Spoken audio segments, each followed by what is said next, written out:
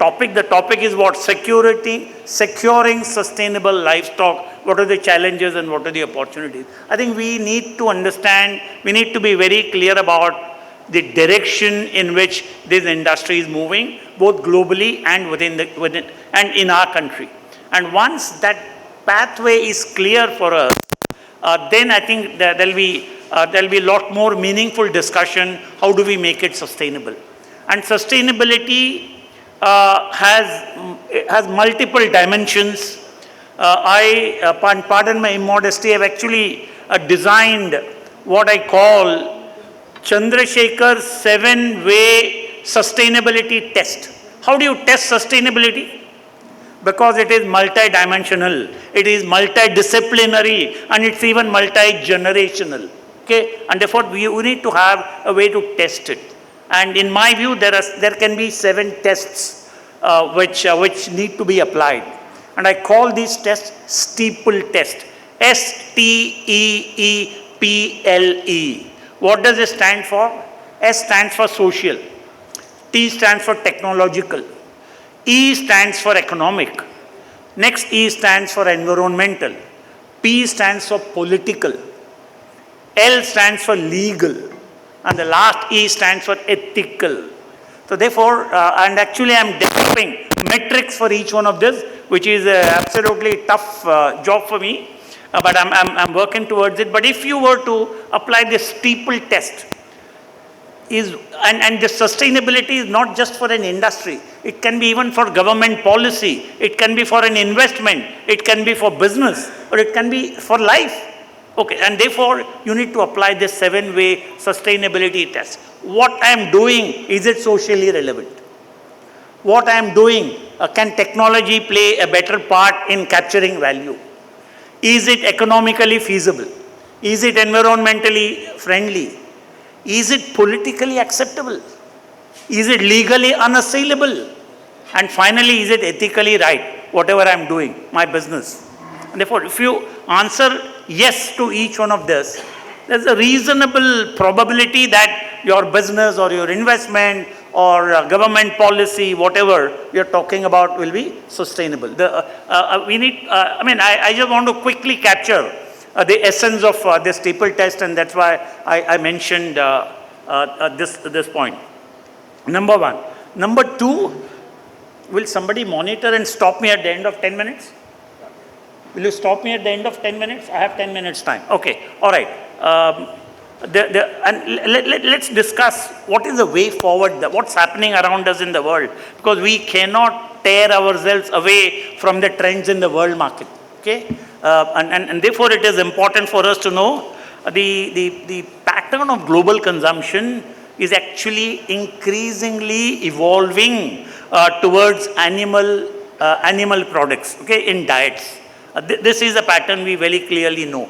Of course, in the advanced economies, people are not talking about plant protein, etc., but it's still at a fairly nascent stage, particularly in the developing economy, populous countries in Asia in particular, and of course in Africa, animal products in diets are finding a bigger and bigger share. And therefore, when animal products find in your food plate bigger and bigger share, then the demand for crops that go into producing that animal products will also increase. There is no doubt at all. And therefore, what do you have? Maize on the one hand, and then you have protein meal from various oilseed sources, for example. For that will continue to remain as the most important feed commodities. And according to the OECD, by 2030, 60% of total feed use will be represented by maize and protein meal.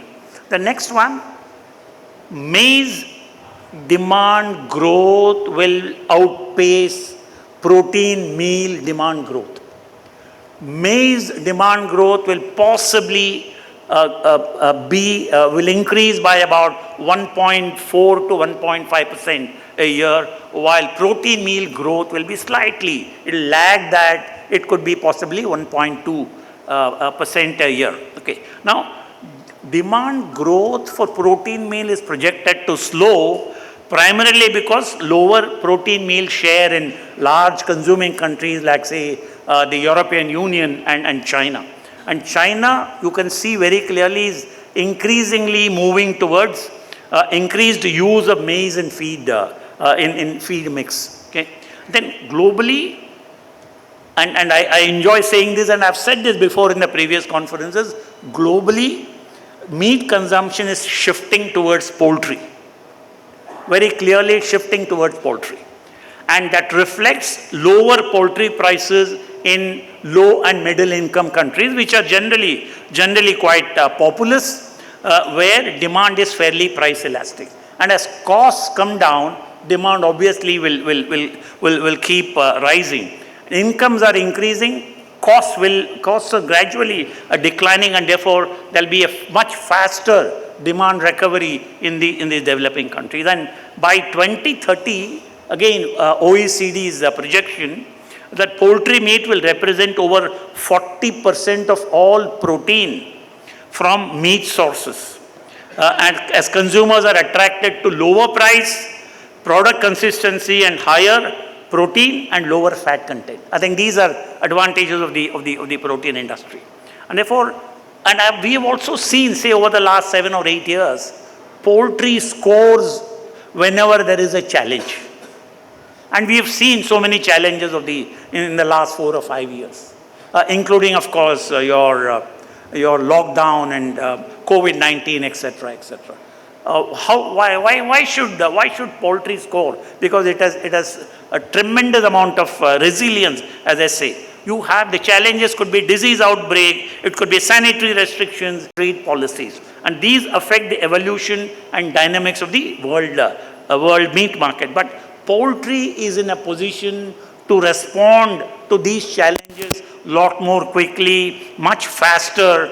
It responds to market signals very fast. That's because of its shorter production cycle as compared with the ruminants. And I'm sure all of us understand this. And there is also improvement in genetics. You have a much better animal health and feeding practices that can actually change quickly. The poultry industry is able to change the feeding practices much more rapidly than, of course, the ruminant industry, if I can call it. And therefore, I also see another advantage. As poultry expands, greenhouse gas emission growth will start to slow down. And therefore, that's again a fallout. It's a benefit. For as the emerging scenario, I'm seeing very clearly there will be a strong growth in the overall dairy, livestock, fishery industry. There is no doubt at all. Primarily because of feed intensification, etc. But protein meal demand will rise. But for the poultry industry, maize demand is going to rise much faster. We then come to sustainable livestock markets. In my view, very clearly, we need in India, I'm talking about the Indian context, a sustainable animal agriculture ecosystem. And I suspect we do not have, as of today, a sustainable animal agriculture ecosystem. We need to build it. And all of us, I mean, this industry is actually operating in what I call a legacy ecosystem. And when you operate in a legacy ecosystem, your degrees of freedom are constrained. And therefore, you need to break out of that legacy ecosystem. You need creative disruption. And that creative disruption has to happen only from the industry. And therefore, if the industry is able to get together, you will have that creative disruption. And that what does the legacy ecosystem comprise? Very broadly, the constraining factors, very clearly one will be technology and technology adoption. What is important? Second is services. Third one is standards, food safety and quality standards. And the fourth one is regulation. Therefore, I would think the industry needs to seriously review the current ecosystem, the current standards, the current regulation, current government policies, current technologies that are available, and see how to strengthen this industry further. And therefore, this has to be an ongoing part of moving towards sustainable livestock industry. There's a lot that needs to be done, but each individual must realize that each individual firm, company, corporate must realize that their own contribution is important.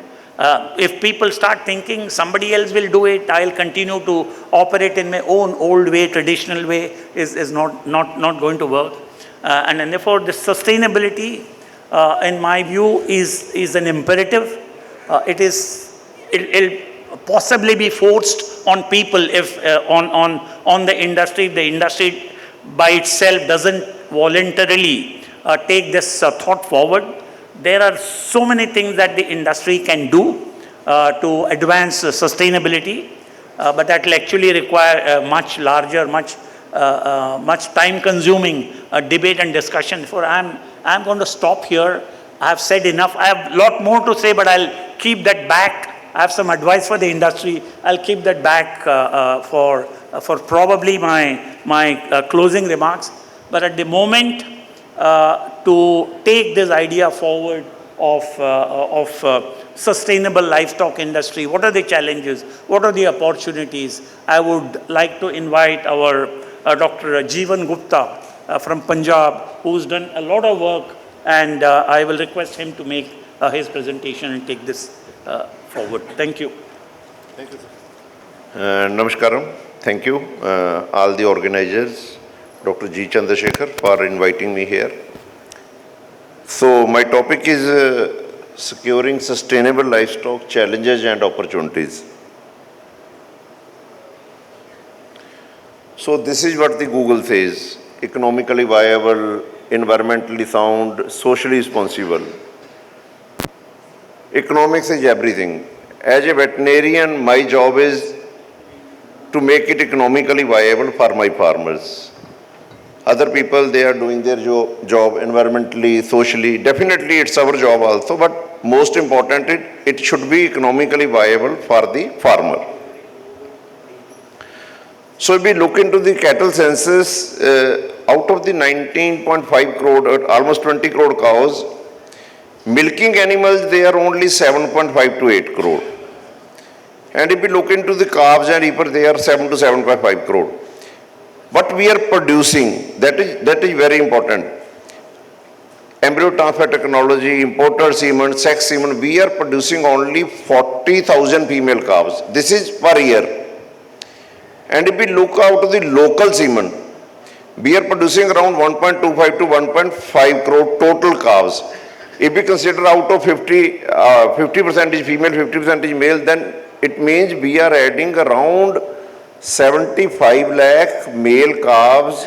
They are creating environment pollution, they are burden, or they are competing for grains, they are competing for everything, they are cause of road accidents. We have to look into this. That is the biggest bottleneck, and that is more severe in buffaloes, because buffaloes till natural insemination is much more and the pregnancy rate is much less. So we have to look into this. This is one of the most important criteria. If we are not able to improve our genetics, we will not bring sustainability. There is no other way. This is the first way. So this is what the people say that 2 cows, they produce as much as methane as a car. It runs around 16,000. That is the veterinarian perspective, is genetic improvement, herd management, ration management, feed supplements. We will discuss all the details and the practical applications. What we can do in field, what we can do at doorstep, maybe 5 animals, maybe 10 animals, maybe 100 animals, maybe 500 animals. We will discuss all the details. So major challenges. This is very important. First is just to visualize the economic impact. Economic impact doesn't mean when the animal dies. Economic impact, you can imagine when there is lumpy, when there is FMD. It renders almost 10 animal, 50 animal, 40, 100 animal, the farm is rendered practically useless. And there is antibiotic use, vaccination failure. Vaccination failure, we have to address it. It is a big issue in efficiency and productivity.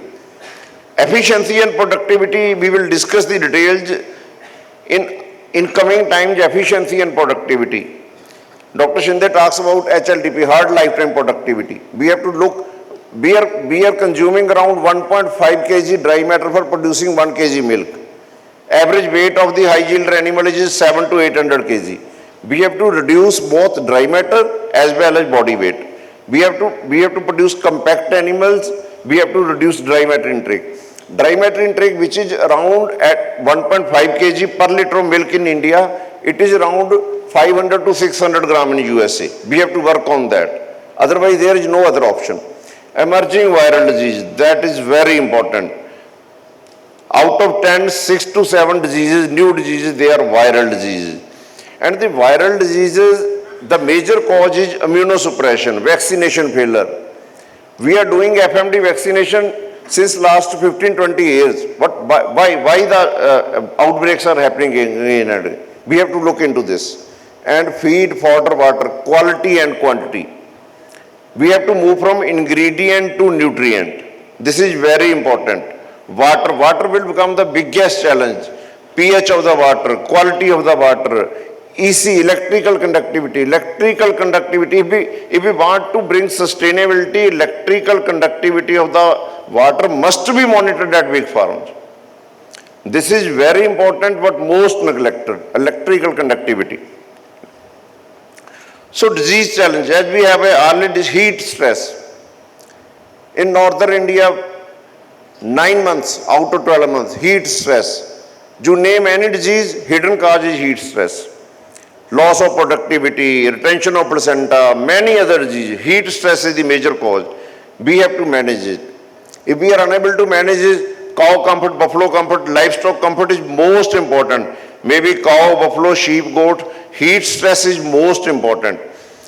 It can cause up to 1,000 to 2,000 loss of 1,000 to 2,000 liter loss of milk yield. We have to address it. This is very important issue. And FMD, TB, brucellosis, mastitis and infertility. 70 साल हो गए हम इन्हीं चीजों से लड़ रहे हैं. जब देखो उठा लो 70 की बुक से उठा लो यही चीजें कब तक हम when the time will come कि कुछ कर रहे हैं हम प्रैक्टिकली कर रहे हैं. मेस्टाइटिस के 90% cases they are metabolic and we are irrationally using antibiotics, adding antibiotic load to the milk, adding antibiotic load to the people, to the children. These days antibiotics that are to be used in ICU, we are using in OPD. This is a major concern. Mycotoxin, endotoxin in high yield animals because of non-judicious use of antibiotics, because of ruminal acidosis. Endotoxin is a big problem. Leaky gut is a big issue. You are giving best of the best nutrition, but it is going waste. We are not producing best quality milk, we are producing best quality dung. So we have to look into this. When we will stop wasting this? वो कह रहे हैं कि 5% से ज़्यादा nitrogen नहीं जाना चाहिए गोबर में, वो 15-20% जा रही है. Who is responsible for this? So antimicrobial resistance, this is very dangerous. And the biggest responsibility lies on pharma company. कोई भी नया ड्रग आएगा sir this is best drug for mastitis. ऐसे कैसे हो गया जी? जो भी नई मेडिसिन आती है मेस्टाइटिस के लिए बेस्ट है because it is the biggest market. Sir हमें थोड़ी जिम्मेदारी लेनी पड़ेगी, हमें रिस्पॉन्सिबिलिटी से काम करना पड़ेगा. पैराबैट से यही वर्कर सबको जी ये बेस्ट है ये बेस्ट है, ऐसे नहीं होने वाला जी. प्रैक्टिकली हमें देखना पड़ेगा कि हम वातावरण में क्या दे रहे हैं, एनवायरनमेंट में क्या दे रहे हैं. So major opportunities, 140 crore population, this is biggest opportunity. Malnutrition and hunger, अभी भी 30-35 करोड़ लोग हैं जिनको 2 टाइम खाना नहीं मिलता, 3 टाइम की तो छोड़ो, कई बार तो 1 टाइम मिलता है. वो हमारा बहुत बड़ा सेगमेंट है जिसको हमें देखना है. Rising urban population, this is big opportunity. Elite customer जैसे जो क्रिएट हो रहा है मार्केट में. Post Covid awareness, hygienic and package food, जो भी स्टार्टअप्स आना चाहते हैं डेयरी में, पोल्ट्री में, पिगरी में, कहीं पे भी, जो पोस्ट कोविड हमारी अवेयरनेस बढ़ी है पैकेज फूड की, that is a big opportunity. and semi-urban horeca segment. Semi-urban I have specifically mentioned because in small towns, much more quality products are required now. So this is PDFA sustainability, Progressive Dairy Farmer Organization. This is what they are doing in Punjab. Around 3.5 lakh cows. Average yield is around 8,000 to 12,000. Very good management, very good feeding. Only challenge is number of calvings. Number of calvings in a lifetime of a cow. That is the only challenge. Rest challenge they have managed. So this is what they have to fight against the system for milk prices, and they have to organize monthly seminars, genetic improvement. Genetic improvement, if you want to see, you come to PDF mill. Which is in February, you just come and see what the genetic improvement at ground zero is. And this is the progressive approach, tie-ups with multinational companies, providing quality supplements, feed supplements, organizing cattle fairs and everything. So this is practical sustainability model for 100 cows. We have to look three things: silage quality, silage rates, milk prices, and fourth is total lactation yield. 100 animal farm practically managed. There are large number of farmers in Punjab. And Nestle is working on further carbon emissions along with these farmers. But practically we can make them sustainable, but we must follow what the guidelines say, what the nutritionists say, what the experts say. And the same project, just watch at India level. Milk prices, silage, low productivity. So, what could be the possible solution? Planned genomics. Genomics must be planned state-wise, area-wise, breed-wise. This is very important. And data recording. Unique animal IDs, data recording, this is most important. Farmers sometimes they are resistant ki je tag lag rahe hain, pata nahi tax lag jayega. We have to push the farmers कि recording करे बिना हमारे पास कोई दूसरी option नहीं है. Balanced and economical phase feeding. Phase feeding means milking as well non milking, calf, starter, heifer, grower, transition feed, well managed transition feed, it can add 1,000 liters of milk, and the costing of the well managed transition is around 2,000 rupees. By spending 2,000 extra with well management, with calving pens for the last 20 days, we can add 1,000 liters of milk. 1,000 liters of milk means 40,000 rupees. By spending just 2,000 rupees, we have to focus on transition management. Transition management is very important. Efficiency and productivity. Efficiency, as we have earlier discussed, dry matter intake per liter of milk. Productivity. A cow yielding below 6,000 liters in one lactation, that will be at par. That will not save anything. So we must focus on 8,000, 10,000. Looks difficult but practically possible. We must focus on that. Affordable diagnostics. Diagnostic जब तक farmer तक नहीं पहुंचेंगे कोई practical हल होने वाला है नहीं. देखिए गर्मी आती है, 7-8 महीने फीवर होता है. Simple CBC test, just costing 200 rupees. Simple CBC test, complete blood count. दो ही चीजें अगर फार्मर सीख लेना जी, कि अगर HB 10 से कम हो गया तो प्रॉब्लम है जी, अगर TLC 10,000 से ऊपर चला गया तो प्रॉब्लम है. कुछ मुश्किल नहीं है. सोशल मीडिया है, फेसबुक है, यूट्यूब है, सब चीजें फार्मर को सिखाई जा सकती है, प्रैक्टिकली पॉसिबल है, ग्रास रूट लेवल पे की जा सकती है. पर जब तक फार्मर सीबीसी नहीं करेगा कभी हम सही एंटीबायोटिक का चॉइस नहीं कर सकते. 7-8 मंथ जहाँ पे हीमोप्रोटोजोन आती हैं वहाँ पे एंटीबायोटिक लग रहा है कोई दूसरा, और जो सबसे चीप एंटीबायोटिक है ऑक्सीटेट्रासाइक्लिन वो यूज ही नहीं हो रहा वहाँ पे. So diagnosis at grass root level. Government polyclinics है, गवर्नमेंट हॉस्पिटल्स है, प्राइवेट लैब्स है. We have to push it. कि farmer must get the blood sample tested before getting treatment for. Dr. Saab, I understand, I realize it's a key slide, giving key solutions, but my request is if you could kindly wind it up. Just 1 in 2 minute, minutes. just 1 minute. Perfect. Yeah. So, remunerative and stable prices, vaccination protocols, and last is train the trainers. Veterinarians must move out of shell. Veterinarians must move out of treatment. Treatment cost is only 3 to 5%. We have to look for the rest 97%. And last is farmer friendly and visionary organization.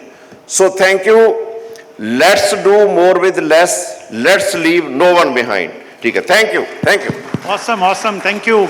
A big round of applause for Dr. Gupta. I think it's a very telling statement that you concluded this with. Wonderful. There'll be follow-up questions though. I'll now invite Dr. Vibha Ahuja. She represents the Biotech Consortium. Unfortunately, it's a controversial topic, but I'm sure she's going to do enough justice and take us through the dynamics of this sector. Yeah, Dr. Vibha. Thank you, sir, and thank you, CLFMA, for inviting me here. I could not attend yesterday's proceedings, but since morning I heard in all the presentations somewhere a mention of GM crops as a possible solution and a little bit of challenges that are coming. So I will just take you through kind of an update on what is the situation in GM crops and what is expected from this house or in general the stakeholders to take this forward. Next slide, please. Yeah. So since some of you here may not be very conversant with GM crops, I just wanted to give a very briefly the status of GM crops. You see, there are more than 20 such crops adopted in world over and more than 200 billion acres in 27 countries, hectares actually in 27 countries, and consumed in many more countries even where these are not grown. The major crops, under which this, the area under which it is grown is the corn, soybean, canola and cotton. Out of which you can see that, 3 are very relevant to the livestock industry. Wherever these were approved, whether it was US, Australia, Canada and all these countries, wherever these have been approved, there is more than 95% adoption of these crops. So effectively, for example, soybean, globally more than 85% of soybean which is grown is genetically modified soybean. And more than 70, actually somewhere people document even 80% of all the biomass which comes from it goes for the animal feed at the global level. We have in India only one GM crop, which is BT cotton. It was approved in 2002. Like other crops and like other countries, even our farmers adopted it very fast. So within 3-4 years, we reached what we call above 90%, and currently there's hardly any non-BT cotton which is grown. And how did we benefit? All the countries which adopted GM crops, which were developed to deal with major problems of that particular crop, have greatly benefited. It has added to the economical values, it helped increase their production, maintain quality and so on and so forth. In India also, when it was adopted, we could triple our cotton production. From let's say 2003, it was 13 million tons and we reached to 37 million tons, and this also helped in increasing availability of the cottonseed oil and the cottonseed meal. So this is in very briefly a glimpse of where do we stand with respect to the GM crops, global versus Indian scenario. Next slide, please. So, but everything sounds so good as I'm saying, it is approved, it is, okay, thank you so much. So it sounds so good, but where is the debate? While some people are saying not to be adopted and we read it's widely covered in media and so on and so forth.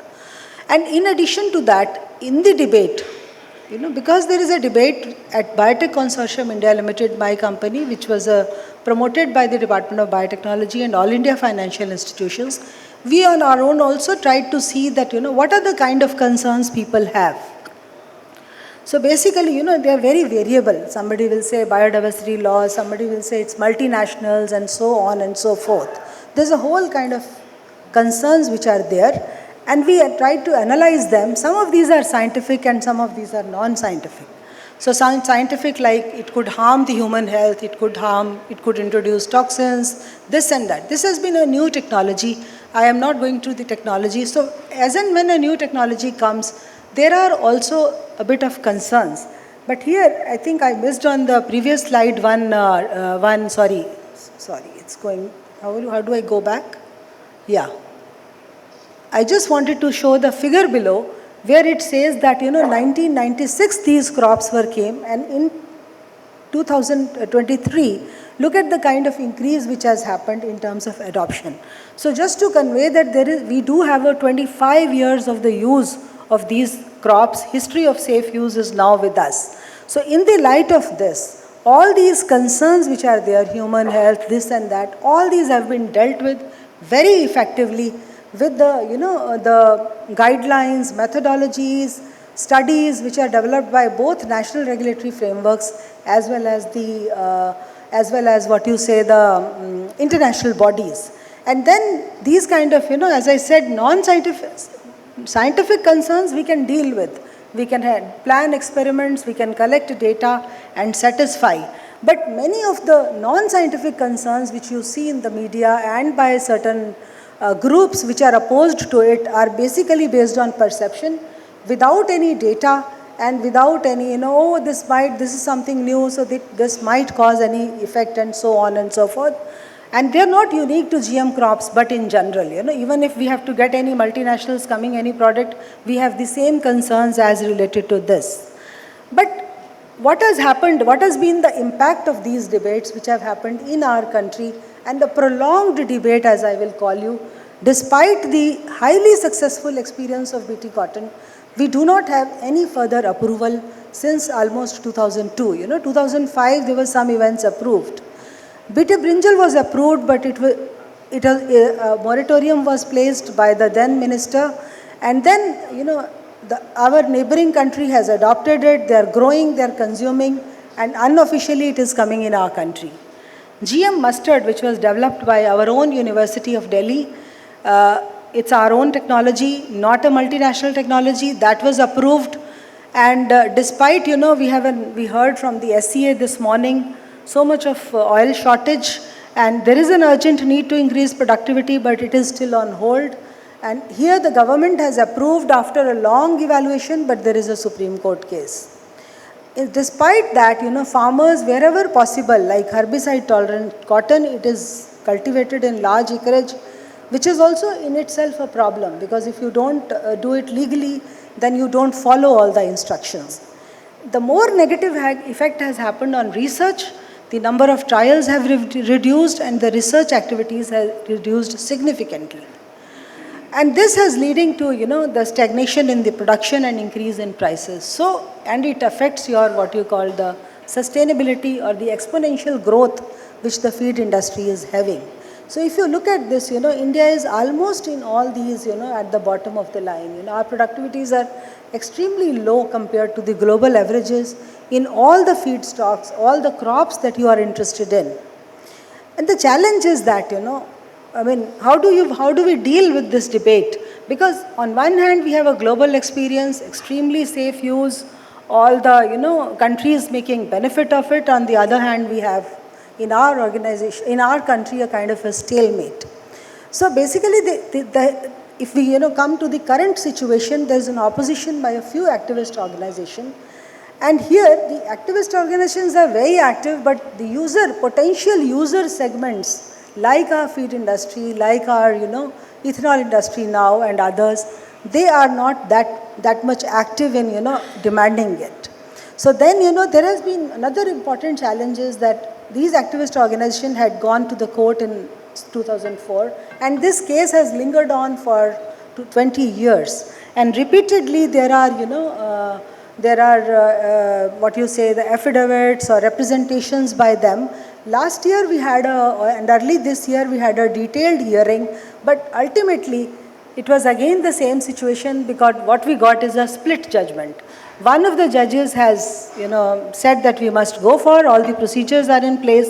The other feels that it is it is, still more work is required. One more challenge that we are facing, especially the companies who have the products or even the public organizations which have developed is clarity in the regulatory pathways for products. My colleagues from Animal Husbandry Ministry are also here. We all know that, it happens when you submit an application. There are some rules which are operationalized, some which are not, and it just, passes through that maze, which agency to finally give approval, and it is leading to the delays in decision making. As I said, there is a limited awareness about the significant benefits that it can bring among the users. And that is also another because most of the traits which were introduced in the beginnings, they are for farmers. And the consumers as it is are not much aware of, and there is a lot of negative literature which is brought out. Anyway, it's not that bad. There is a new technology on the horizon which is gene editing. And this is based on what we call a CRISPR-Cas technology, which is one of the most powerful technology in the century. The two ladies who developed it, the first time two women together got it as the 2020 Nobel Prize on this technology, and it developed at a very fast pace. Unlike what was in the earlier days, like US and other countries taking it, becoming at the forefront, this time China has been very active, and they have actually, taken a lot of lead in gene editing, and they have a big pipeline of products. Now, the difference between GM crops and gene editing is that we don't insert foreign genes here in all the cases. In some we do, but the final products are free from transgenes. So they are not regulated as GM crops if there are no foreign genes. And this also some countries have done, and others are still in the pipeline. And these are referred to as SDN1 and SDN2. So in March 2022, Ministry of Environment has exempted such plants from GM regulations. So we have a lot of extensive research underway in India as well as globally, and most of these products are, but there's a catch that they will be mainly for improved crop characteristics. So the kind of benefits which GM crops have brought may not be possible with this here. So we need both GM crops and gene edited crops, and maybe many more technologies. I will take just 1 minute more, sir. So as you can see from the figure on the side, the biotech crops in general are the ones which are contributing greatly for the future challenges and ensure what we call the sustainability to the availability of the feedstock. And this is just a glimpse of what is happening around. China, which has been like a naysayer like us, but in April they have opened up and they have approved, you can see 81 GM varieties to boost maize and soybean production so that they can have their own, and that includes both by the other countries as well as their own varieties. In our country, there is a lot of boost on GM, gene editing, but GM is sort of yet to take off. And lastly, what I would say that we really need an enabling environment required to make use of advances in these technologies. Extensive research and field testing is also required to match with the global advantages. And in the short term, maybe we should get these products which are of better quality and of the more efficient. They can transform the usage, for which transportability of safety data is required. And then streamlining the procedures, import and export of products like DDGS, which are not living modified organisms, they are just like any other products, also is required. And then lastly, the awareness among the stakeholders, especially the user community, will be the key to taking benefits of this new technology and meet the future requirements, because with the current technologies, it will be virtually impossible to match the growth rate that the livestock industry is having. Thank you so much. Thank you, Dr. Ahuja. Thanks for providing us a status update on GM tech and government policy. I have a couple of tough questions for you after we finish this round. Sorry, I'm not trying to scare you. I'll now invite Kevin Ropke, Regional Director of US Soybean Export Council.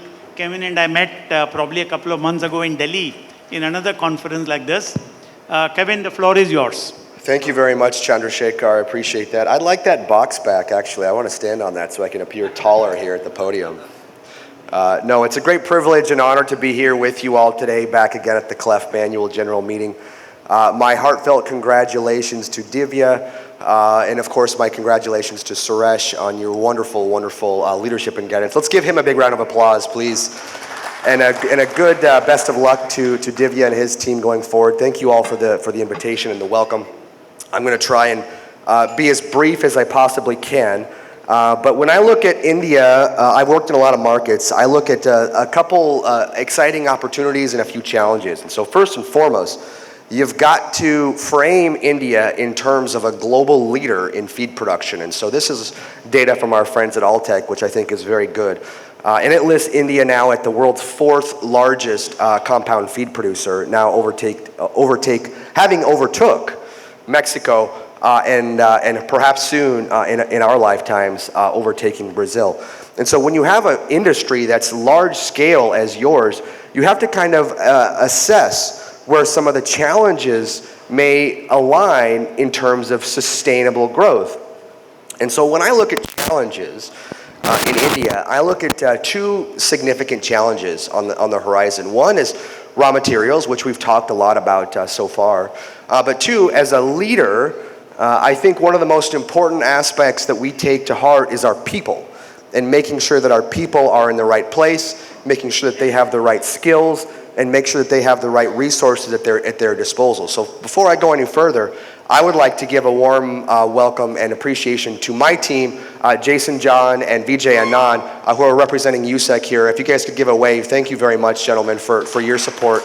We'll talk more a little bit about India's talented labor pool in subsequent slides, but I think it is incredibly important. So we've talked a lot about corn and maize and DDGs this morning, and soy and soybean meal has gotten a little bit of notoriety, but it is something that I think is of particular interest to this group. And if you take away one slide from my presentation, I think this is probably the most important slide we have. So as you know, India's soybean production is stagnant over the last 20 years. This is due to the fact that its yields are actually coming down. As its area expands into more marginal lands, its yield is actually coming down, resulting in a stagnation of soybean production, and as a reflection of that, a stagnation in soybean meal production. You know more than this than anybody, but as a result, soybean meal consumption continues to grow at a rate of 7 to 8% as a function of shrimp feed production, poultry feed production, and of course dairy feed production growing significantly. And so we see India really at the threshold right now between being a perpetual long and a perpetual short in the soybean meal sector. As you can see where that red arrow is, we're right at the cusp. So we're right within the next year or two as India kind of undergoes this transitory period of a periodic exporter and a periodic importer. And as we know, India has done that in the past. They've imported commodity soybean meal in 2001, 2002. They import about 500,000 tons of soybeans per year from least developed countries. They have a 5% duty carve-out for those least developed countries. So unfortunately, you're paying fairly high prices in terms of the soybeans, but you're getting some duty compensation. I'm going to fly through this slide real quick in order to save time and catch up to the bottom line here. So of course, this is a global marketplace, ladies and gentlemen. We have to take into consideration global prices for our raw materials and for our feed ingredients. And so if you look at South India, where a lot of the consumption of soybean meal in the form of feed actually takes place, right now, according to our friends on September 14th from the Karnataka Poultry Farmers and Breeders Association, you're looking at a price of about $543 per ton. If you look at imports with duty paid, this is including the current assessed duty, there's about a $30 per ton arbitrage for imported soybean meal. So the question is well, India's exporting soybean meal.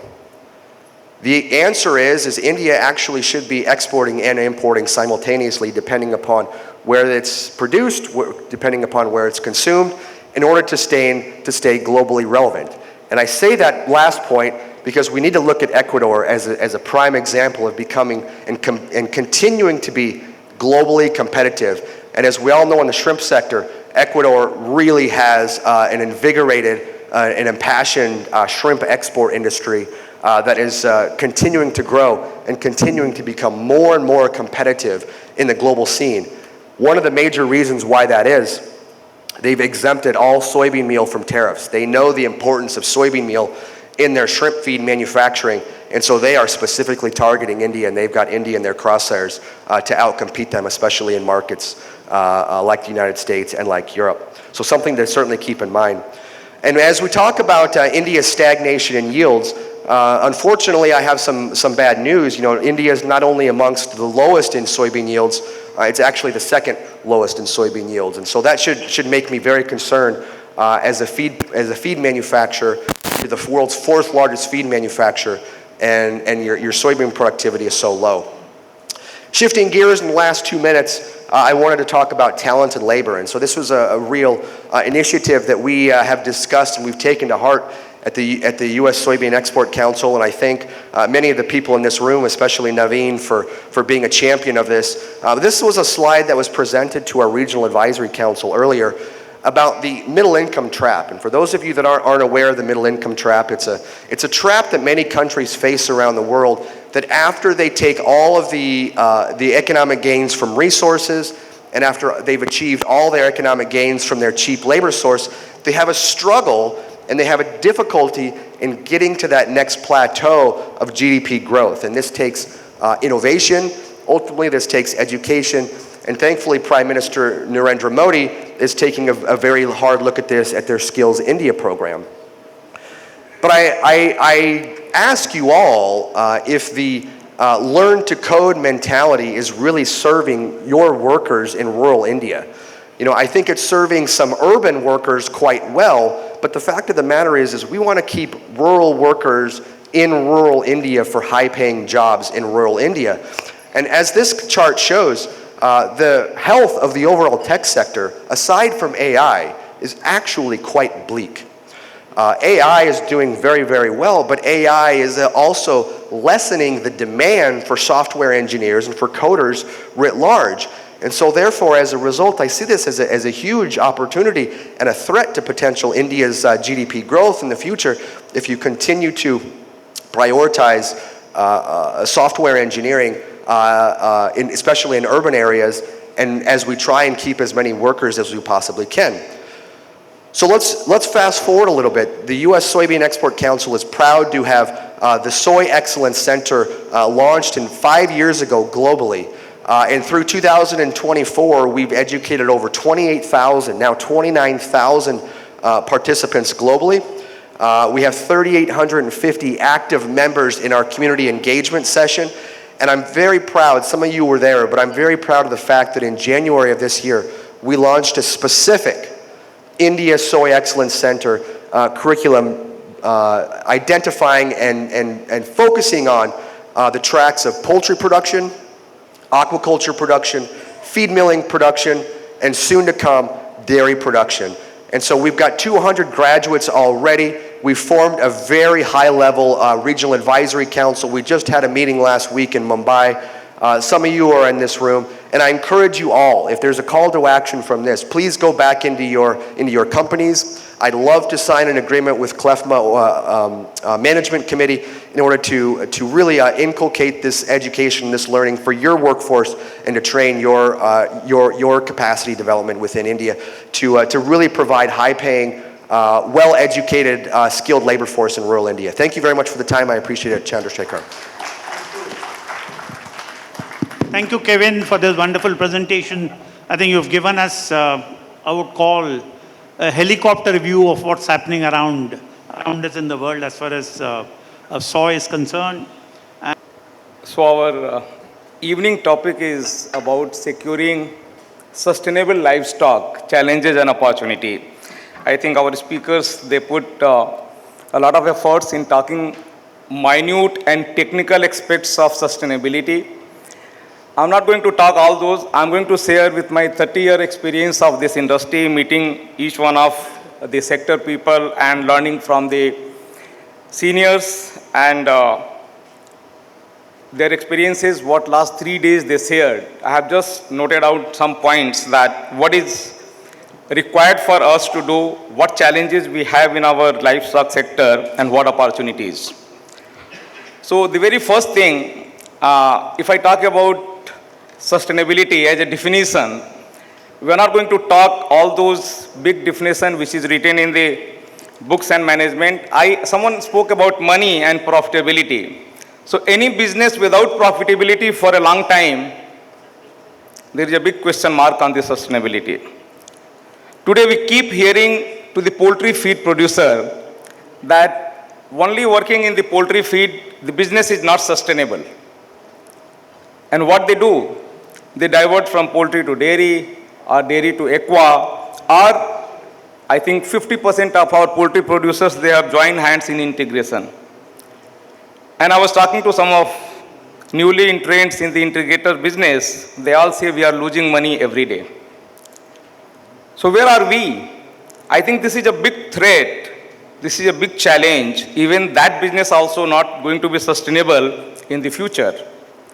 Where do we see ourselves in the next 20 years? What business we should get in? We heard from Dr.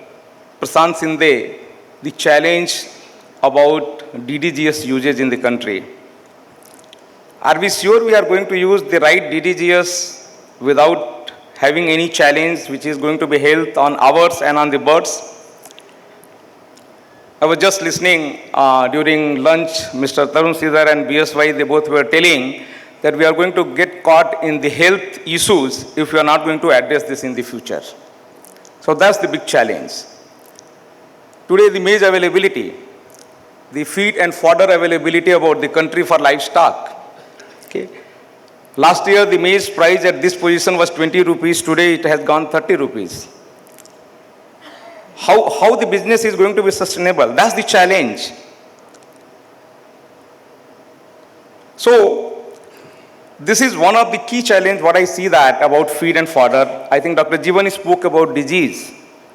That is the second big challenge for livestock.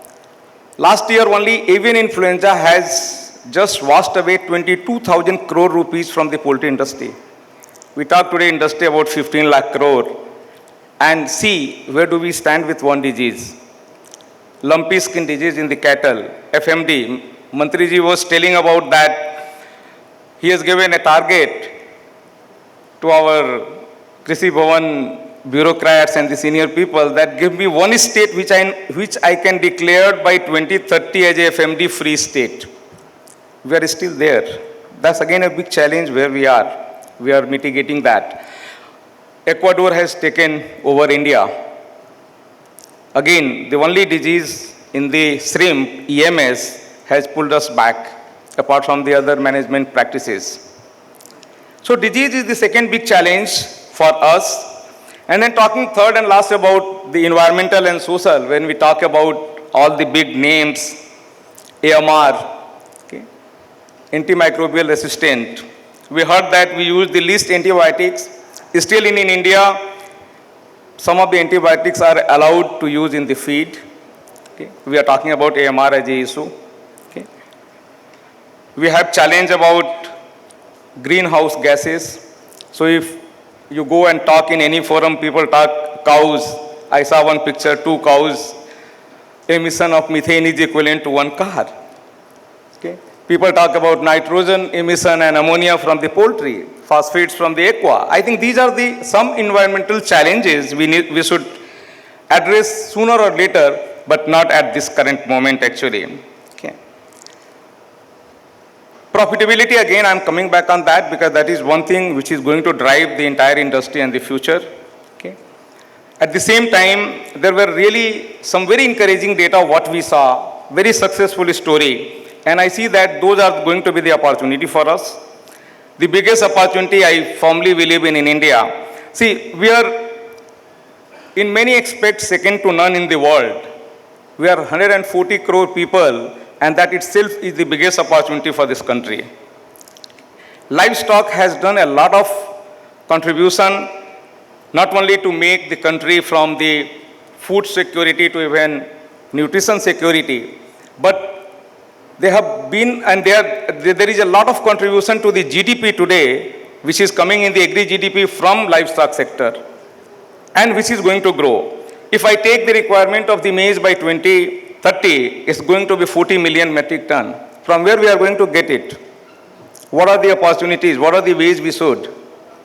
So I think these are the things which can really look into as opportunity, that how we can really mitigate those. Okay. Feeding 140 crore people in the country is the second biggest opportunity. Using the new technology, we heard a lot of things about precision nutrition, AI, agroforestry. Minister was saying that we have 200 million hectare land which is not being used for agriculture. How we can really utilize this 200 million acre of land for just growing some fodder or some grains, okay, in the country. I think those are some of the things which we can look into that. And I feel strongly still that if the business is not profitable, if industry, livestock industry is not going to be profitable, I think there's going to be a big challenge on the existence for everyone. Second big thing I see is there are some beautiful stories about success, Nandus. We can have 50 Nandus throughout the countries. Chitle, if a dairy farm is engaging into genetics, I think this itself is going to be a revolution for the country. And this is such a great opportunity what I see that. The progress what government have made, Dr. Mahesh is sitting here, whenever I go to visit his facility, every time I get excited and thrilled that we do have this facility which can be utilized for a lot of upliftment of our industry actually. We are not doing that. That's again an opportunity. So lastly, I think, Mr. JC, you can take it that whatever we have, we are doing it. If we focus our current challenges to mitigate those, I think that's going to really help us for the future sustainability of our industry. Okay. Thank you so much. Thank you, Neeraj ji, for these words of wisdom. Truly appreciate what you said. Good evening, ladies and gentlemen. It's an honor to stand before you as we bring impactful and highly successful 65th National Symposium organized by CLFMA to a close. On behalf of CLFMA, I would like to take a moment to extend deepest gratitude to the distinguished dignitaries and government officials who graced the conference with their presence over the last 2 days. We are also privileged of having participation from key representatives across various industries, leaders in agribusiness, technology, research and innovation, whose expertise and wisdom helped enriching our knowledge. It also helped us keeping ourselves aware about current challenges and future roadmaps to shape the future of agriculture. A heartfelt thanks as well to our partners, sponsors and stakeholders, whose support has been instrumental in making the event a success. So coming to the theme of the symposium is titled Sustainable Livestock Sector, Threats, Challenges and Opportunities. With this backdrop in mind, this platform witnessed a spirited exchange of ideas where diverse viewpoints and collaborations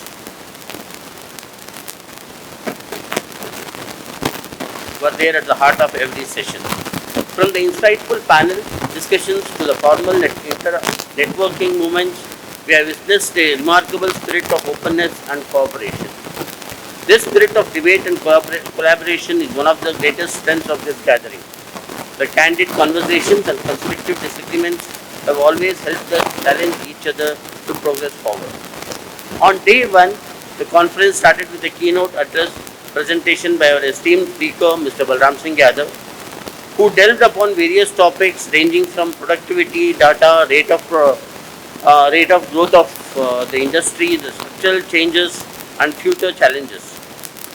Mr. Tarun Sridhan deliberated on environmental challenges like methane emission and roadblocks in the industry. Mr. Balram emphasized on role of technology, genetics and nutrition, advancing to poultry and dairy industry. The address of the Honorable Minister of Fisheries, Animal Husbandry and Dairy, Mr. Rajiv Ranjan Singh, enlightened the audience from his view of points on government support and its vision in dairy and fisheries sector.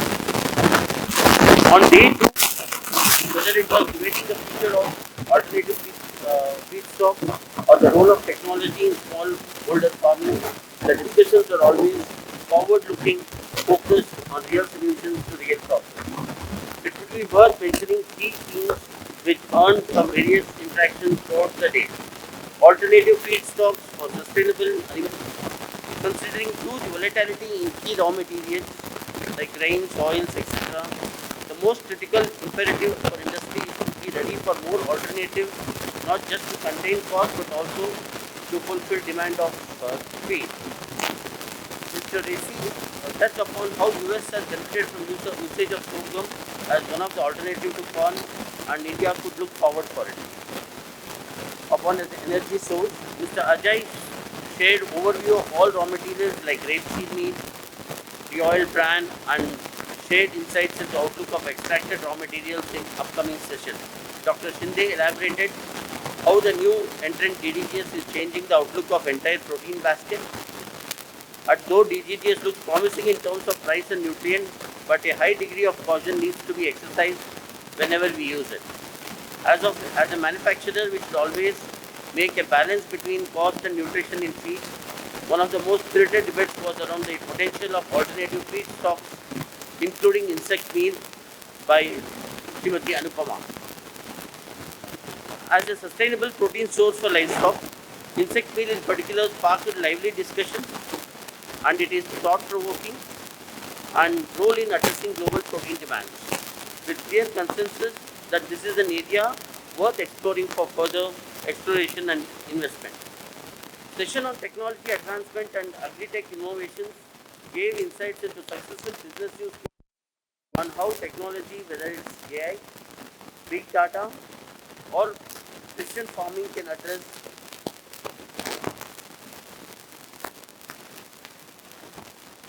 agriculture's most everyday challenges. Perspectives from panelists threw light on to integrate cutting-edge solutions into the everyday farming practices. The dialogues around transforming technology-driven supply chains were backed by a noble intent to operate efficiently. Focus on analysis and automation of scalable business model. There were passionate viewpoints submitted by Mr. Narain, Mr. Chitle on the across the value chain by underscoring the importance of serving customers with quality products, with a special mention on vulnerability of aqua products. So coming to today's second half session, securing sustainable livestock opportunities and challenges, Mr. Chandrasekhar gave an introduction with his steeple test, which looks very interesting, and it was followed by Dr. Jeevan Gupta, who told economics is everything. I agree with you, doctor, economics is everything, and it's very critical. Also, one of the interesting thought-provoking input which he gave was through compact animals. I think that's very thought-provoking. We want more yield from compact animals, especially cattle, and I think we should work in that direction. And also he talked of disease challenges, and his cold chain model, what we told, is really worrying. And coming to Dr. Vibha Ahuja's views on GM crops, it was very enlightening, and it shows that we are stuck up in the times of in a time frame, and we have to go ahead and start working on it. And Mr. Kevin has spoken India bottlenecks, production, talent and labor, which is quite relevant to today's view. Apart from the context-based panel discussions, few themes kept propping up in across all our interactions. Impact of climate change on outputs, and farmer income is calling for the need for sustainable practices in agriculture and adoption of climate-smart practices. Discussions on empowering farmers and FPO's role in many ways united us all, and the discussions on how best we provide them with the resources and knowledge. The need were particularly encouraging to demonstrate the spirit of agri-sector community. We also deliberated on discussions and suggestions on policy frameworks to address existing emerging challenges of the sector. The visible supply side demand gap,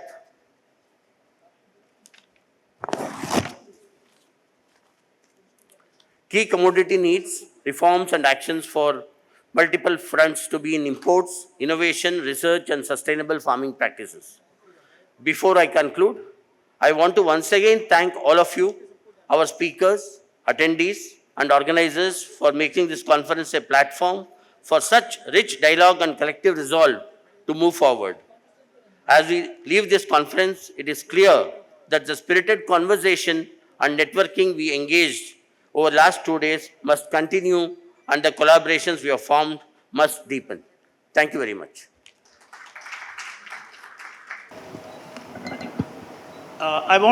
We are actually running against time now, but I need to open the floor for discussion. We still have, I guess, 10 minutes, and I want to make the best use of it.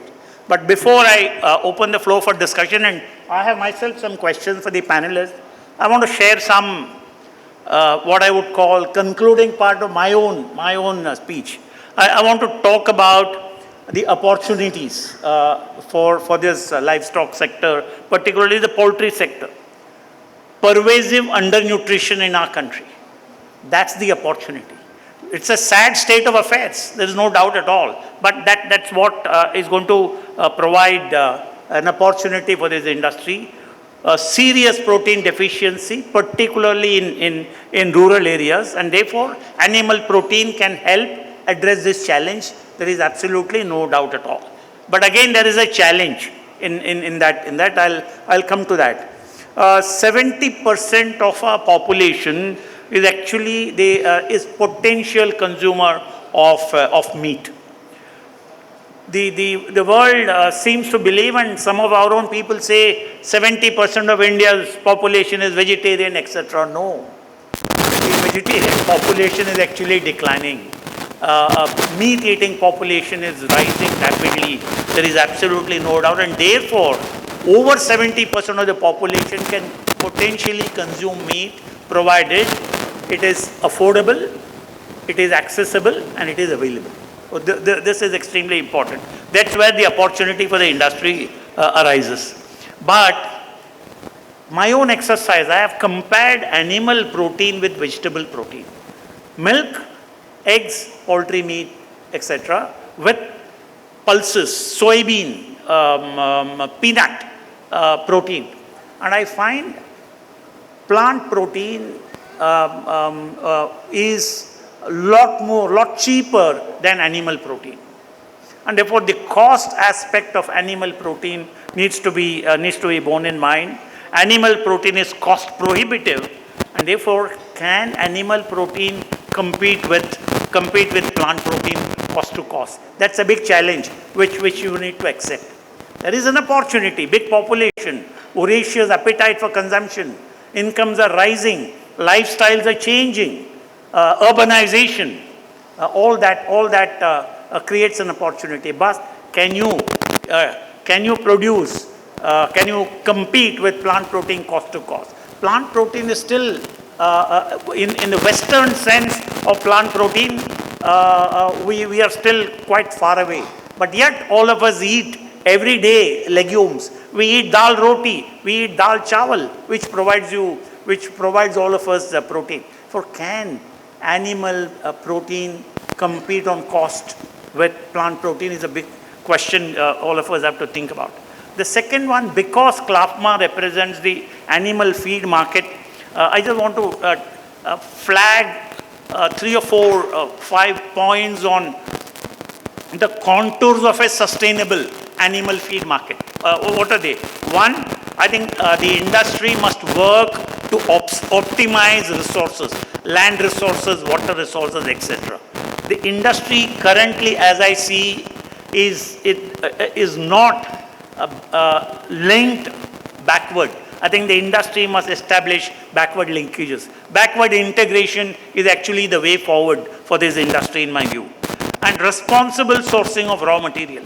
Currently the industry is sourcing raw material from whoever is giving it at the cheapest possible price. I think there has to be a lot more responsible sourcing of raw material. Cost alone shall not be the consideration. And most important, safe and nutritious product that need to be produced. Ensure traceability and compliance, which again are extremely important. And I think this industry needs to lobby Indian policy makers for an unambiguous, predictable, long-term policy, particularly with respect to availability of feed and much less volatility in feed prices. And then finally, as we have seen in the last few years, there are climate-related challenges, etc. Therefore, I think the industry must work towards crisis-smart animal agriculture. This would be my parting comment. But I want to also respond to Neeraj's. He made one point. I want to provide to this. I want to share my thought on a research priority for this industry. With your permission, one, I strongly feel the industry should be clear about where it wants to be, say by 2030, by 2035, and by 2040. It must have a very clear vision. I am here today. I want to be by 2030 in a place where I should know what is the demand. I should know what should be my turnover, what should be my profitability, how much raw material will be required to meet the demand, etc. I think that kind of roadmap is extremely important. Therefore, you need to sponsor research studies for demand projection over the next 5, 10, 15-year timeline. And then you need to work towards promoting animal health, nutrition, etc. during that journey. And then this industry will have to estimate the number of layers required. If you have a demand target, to reach that target, you should be able to estimate by what number the layers population should increase, by what number the broiler population should increase over the next 5, 10, 15 years on an annual basis. Feed demand, you need to estimate the feed demand. You need to estimate demand for vaccine. You need to estimate the demand for skills that are required to travel this road. And of course, processing capacity. Do you have adequate processing capacity? Safety norms, etc. And do you have enough investment? Is enough investment flowing into this sector in terms of investment and processing capacity? I think this kind of a research study sponsored by CLFMA or anyone else for that matter, that is what will lay a roadmap for this industry going forward over the next 5, 10, 15 years. That will clear a lot of air. Within this journey of the next 5, 10, 15 years, there will be headwinds, there will be challenges. And therefore, the industry also will have to build resilience, will have to build agility, and should be able to foresee what challenges may come and how do we face them. Therefore, I think I will stop here. I can go on for several more minutes, but I think it's not fair. I want to ask Dr. Gupta. Dr. Saab, you listed several disease challenges. What is your advice? What is your guidance to these industry representatives here? How should they address this? I know it's a big thought, but unfortunately we are running short of time. Maybe some 3, 4 big ticket ideas or guidance that you can give to the industry leaders. Sir देखिए जो भी बीमारियां हम देख रहे हैं आज may be in animal husbandry और मे बी इन ह्यूमंस, दो ही चीज़ें हैं, या तो आइदर दे आर इन्फेक्शियस और they are metabolic. Metabolic they are because of wrong diet और wrong life style, over feeding है, अंडर फीडिंग है. Infectious disease 7 out of 10 they are viral, and the only treatment, only prevention is vaccination. और vaccination में हम animals में भी human में भी ब्लंडर कमिट कर रहे हैं जी. बड़ा क्लियर है, वैक्सीन चाहिए 2 से 5 डिग्री पे. 2 से 5 डिग्री सेंटीग्रेड रहेगा सिर्फ वैक्सीन कैरियर में.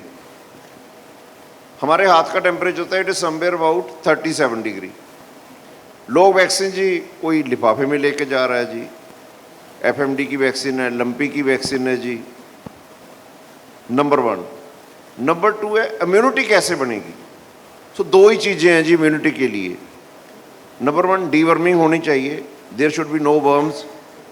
Number 2 is diet should be optimum, means animal should get 100 gram mineral mixture per day. अगर हम देखें क्या हो रहा है कि अगर वैक्सीन के after giving vaccination in the next 15-20 days अगर कोई एंटीबायोटिक्स दे दिए हमने तो वैक्सीन की इम्यूनिटी नहीं बनेगी।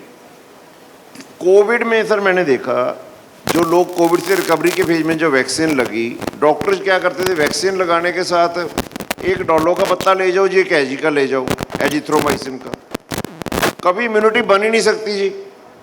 अगर आप बीमार हो गए, एंटीबायोटिक आपने ले लिया after vaccination, after 21 days you should go for booster dose and after 21 days you should get optimum diet along with zinc and copper. So this is the primary, this is the root cause. And third is dosing. Recently हमने गोट pox vaccine किया था lumpy के लिए। Sir गोट pox vaccine का dose in cattle it should be 3 to 5 ml. It is established. So in Punjab there are 25 lakh cows. Means we should get 75 lakh doses, minimum 75 lakh. आप 10% wastage भी लगवा लो। Sir हमने कितनी purchase की जी? 25 lakh. Sir ऐसे नहीं हो पाएगा। 15-20 साल से हम वैक्सीनेशन कर रहे हैं, प्रोटोकॉल सेट कीजिए, mineral mixture, toxin binder, buffer, live yeast, we have to follow everything, otherwise diseases ठीक नहीं हो सकती sir. Thank you. Thank you, Dr. Saab. Point taken. I hope that message goes home to our delegates here. Madam Ahuja, one question. I've been associated with the biotech industry for long years. Let me share very quickly. The US commercialized BT cotton in 1996. The government of India early 1998 decided to send a delegation of scientists to the US to study the then so-called cutting-edge technology, BT cotton. There were 6 scientists and I was selected by the government as the only non-scientist to go with the delegation. And I've been a part of that thought process and that policy since then. I've been tracking this industry and the progress. Very sadly, of course, as you and I know, we know very well, beyond BT cotton, we haven't progressed. But even within BT cotton, we are at Bolgard 2. The whole world has gone to Bolgard 6. And we are still stuck at Bolgard 2. It's an issue. I see this actually as a failure of not the policy makers. I see as a failure of the industry to convince policy makers. Is my view. That's one. But also look at it the other way. While all of us argue in favor of GM crops, and I know GM seeds are not magic bullet, please, let us not imagine that it's a magic bullet. Laga do to hamara production बढ़ जाएगा. No, not really. A lot more IPM, INM and several other agronomic practices have to be followed. The point is, have we actually exhausted our available non-GM options? Unless we have exhausted all the non-GM options and we have reached a saturation that beyond this yields will not go up, then we should be looking at GM option. How will you respond to this argument? I'm trying to rag you actually and drag you to respond to this question. No, not at all, sir. This is a very valid question. You see, you yourself said that GM is not a magic bullet. So as scientists, and Please as speak the- into the mic. Yes. No, as scientists or as the technology developers, whether it is a public sector or even the government, they have programs to use all technologies. Whether I gave you example of gene editing, which has come new and lot of efforts are being made, both public and private sector. GM is one option. You see, the challenges will vary with respect to the GM, with the crop and the trait. When we were in BT cotton, when we used BT cotton, we were challenged with one pest for which actually there was no other option. So we had to go for BT cotton. But now at this point, the point I want to make is after 25 years of history of safe use, great benefits by all the countries which have adopted, why not GM crops? If there is some solution which is available, which can help us, it is definitely one of the solutions. And why not adopt them? That is what the question is. Where is the resistance? Why is the resistance? It is just based on apprehensions by some people who don't even have any data to, support that there are adverse effects. It's just fear mongering. Right. And Right. that is where we have to, catch. Point taken, point taken.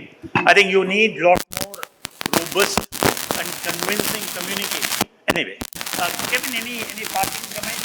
Just half a minute, comment if you have. Yeah, thanks for the opportunity. I just had a quick point to make on your question and Viva's answer. In almost every country around the world, they've divorced GMO cultivation from GMO for FFP imports, and that's food and feed processing.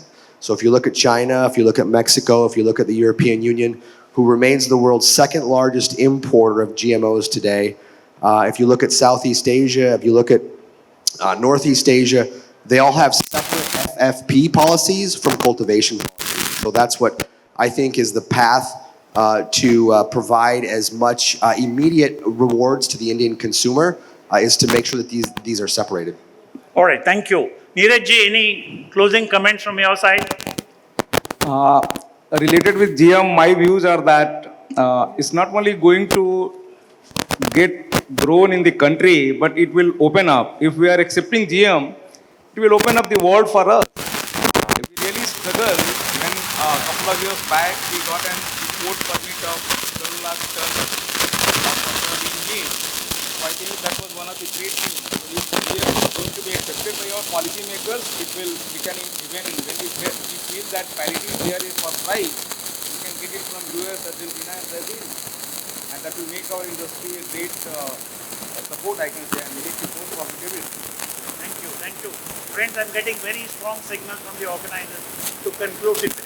Yes, I have to, but not before thanking Dr. Gupta, Dr. Ahuja, our friend Kevin Roque, and of course Neeraj ji for their wonderful contribution.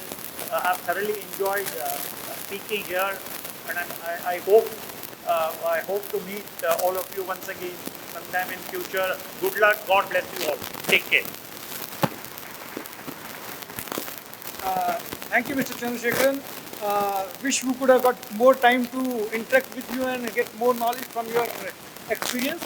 But time is a limiting factor. May I request Mr. Suresh Devra to come and give a token of thanks to our moderator, G. Chandrasekharan.